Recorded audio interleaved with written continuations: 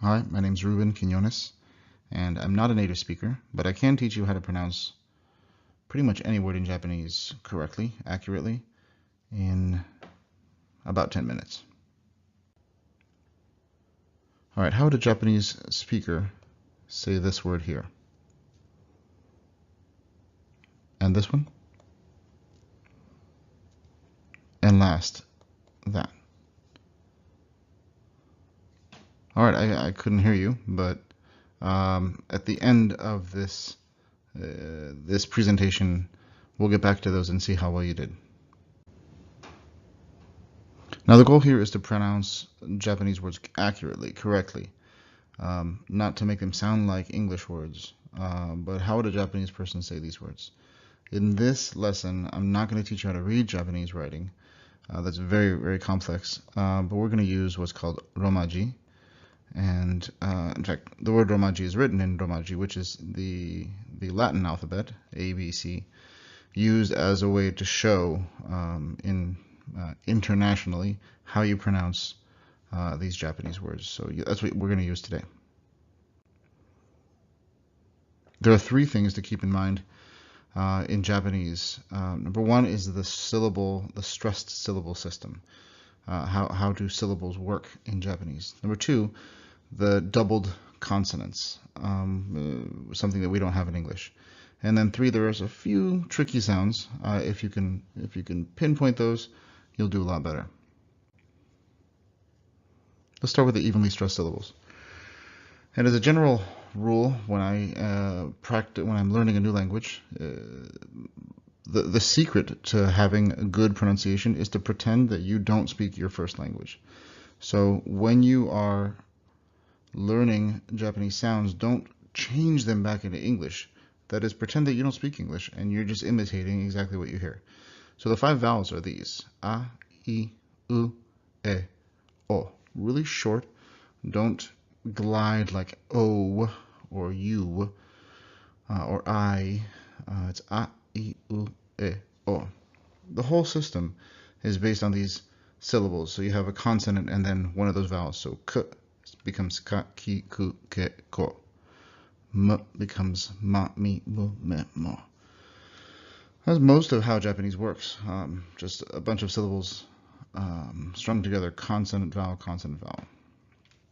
Now, an English speaker seeing this word for the first time will probably say shiodome or maybe shiodome, but probably shiodome because they think that's in English, but obviously it's Japanese. So you have to pronounce it in the 4 syllables. Shi, o, do, me. So it's like shiodome, shiodome. This is a place in Tokyo. And then everybody's favorite samurai would not be. Here's another point: is that the syllables are normally very even. That is, we don't stress one of them much more than the others. So this would be more like Musashi Miyamoto. Very little variation between the volume and length of those syllables. Musashi Miyamoto. Not like Musashi Miyamoto, which is how an English speaker would say that. There's also no consonant clusters or end consonants in Japanese, which makes it funny when we change an English word into Japanese pronunciation. This is the classic McDonald's, where we have this mkd and then here at the end the udz, which is just impossible to say in Japanese. So they separate that out and they cut off the s at the end. So it sounds like makudonarudo, makudonarudo. And straight as the str at the beginning is just impossible in Japanese. So you end up saying sutoreito. But they'll kind of push this together to make it sound like streito, streito, streito. Now, there is an exception. I said there are no consonants at the end, but N is actually an exception. So ramen actually has 4 syllables. The ra, long a, ra, me, n.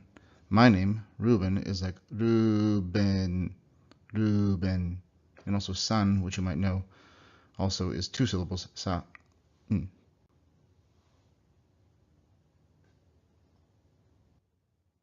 Another feature of Japanese that's absent in English is that of doubled consonants. Doubled consonant is usually found inside the word. In romaji, you'll see that consonant written twice. And the way you make it is by sort of holding that sound and then release that consonant. Hold it and then release. Here's some examples. We would not call this choto. It's chotto. Chotto. This sound also exists in not Japanese. It's also in Italian. We don't have this in English for sure. Another Japanese word is happa. Happa. So notice it's not happa, it's happa. And sometimes you'll hear people hold it for quite a while. Happa. Happa. Nissan. Double S.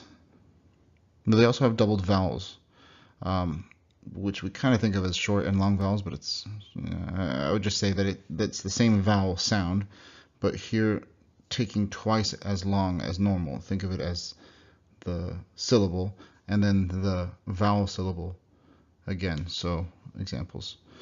You might see them written like this. Usually OU is often written with the long O is written with an OU or with a line over it. So Tokyo actually has two long O's, these doubled vowels. Should sound like Tokyo, not Tokyo, but Tokyo, Tokyo. And this word here is interesting. In English, we say shiitake, but of course, that's not how a Japanese person would say it. Now we see that there's the doubled E there, so it should be she, right? And then the, not taki, but take. So shiitake, shiitake. Next we have the sound, this zaza is the sound that, this onomatopoeia of rain, a lot of rain. It sounds like zaza, zaza, sort of evoking the sound of all this rain coming down. It's a pretty cool word.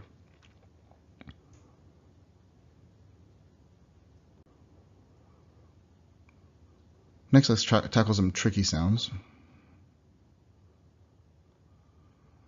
So here, you see the I in deshita. This is almost always dropped completely, so it sounds like deshita, deshita. You'll see it written D-E-S-H-I-T-A, but pronounced deshita.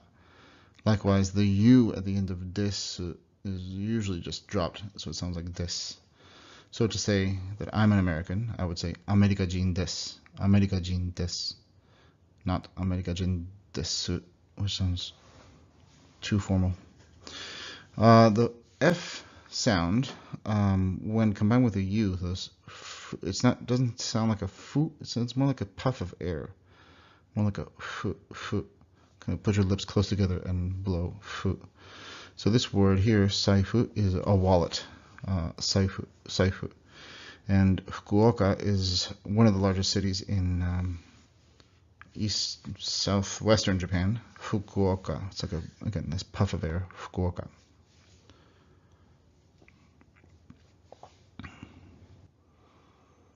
You've probably noticed that their R sound is not like our R, this pirate sounding R.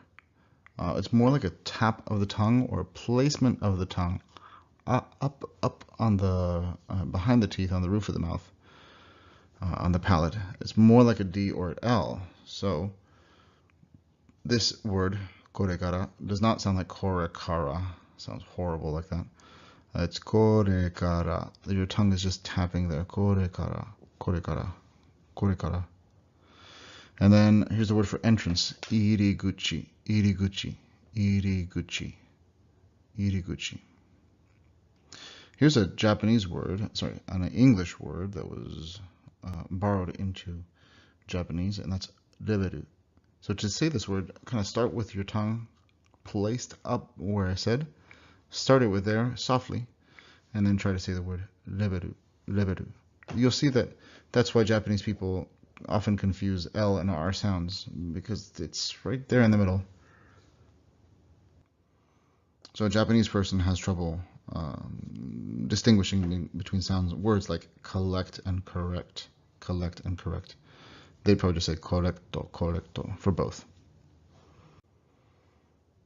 So we've talked about how the Japanese sound system comprises syllables, and most of them evenly stressed. We talked about double consonants, where you hold it and release it, or a double vowel, which is twice as long as a single syllable. And then a few sounds that are a bit different from what they look like if we think about it in English. And after just a few minutes, I think you'll see that you read Japanese much better. Let's go back to these first three words here. And I hope you cut that vowel there, so it should sound like hajimemashite. Hajimemashite. Keep it very, very regular. Hajimemashite. The second one.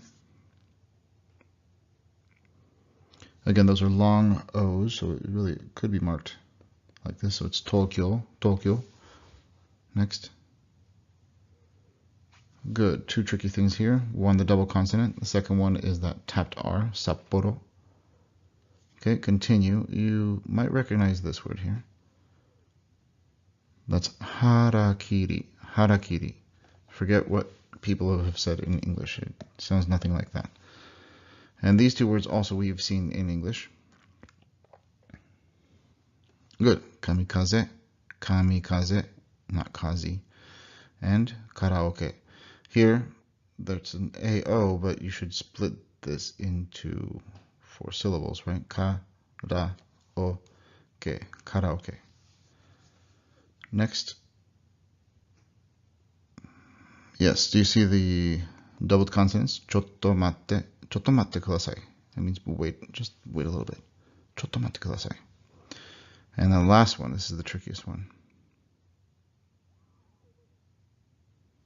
Good. And did you cut this? And try to keep this very regular. And cut that. So it should sound like yoroshiku onegai shimasu. Yoroshiku onegai shimasu.